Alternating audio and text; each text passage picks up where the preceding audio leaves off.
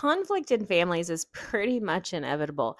My name is Dr. Erica Steele. I'm a board certified naturopathic doctor. I hold 6 degrees in my field, all in the natural healthcare space. And so, conflict, how do we navigate that with families? Let me teach you kind of a 3-step approach. So, first things first, I think this is the hardest. We have to recognize that not everybody is going to see things as we see them, meaning that my perception of reality in the world may be very different from somebody else's perception. And I can't assume that the other person is going to see my way. That's why we have communication, so that I can describe my experience and then I can in turn listen and understand what your experience is. So let's say I feel triggered or I feel wounded or there's some behavior that a family member is doing that's really upsetting me, right? So, first off, before I even speak to them, I need to own my emotions. I need to get really clear about, is this something of importance that I need to communicate and express this? And that sometimes that can be really difficult for people because the tendency to be triggered is to go on attack or defense mode or whatever, or run away. And so, really honoring ourselves and how we feel, really getting clear, journaling, processing it out.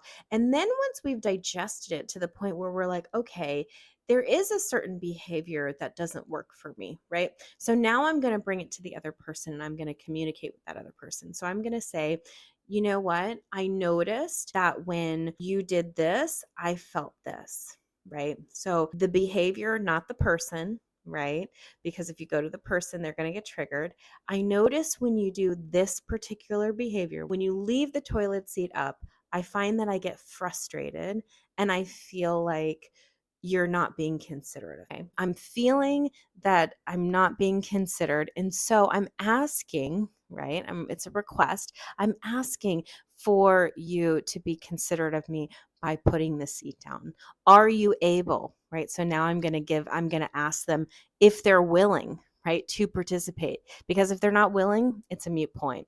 So there's a lot that goes into communication and breaking that down. And so owning your feeling, focusing on the behavior, communicating how you felt, providing a solution, and then asking for agreement so that they actually do it, because otherwise we're taking hostages, which we don't want to do. If you want to learn more about how you can properly communicate, please join my Discord where we have these discussions often. Also join my TikTok live all this month. We're going to be talking about family dynamics.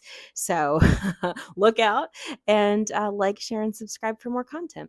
Check out my daily lives at 8 p.m. Eastern Standard Time, where I teach you how to live a holistic lifestyle.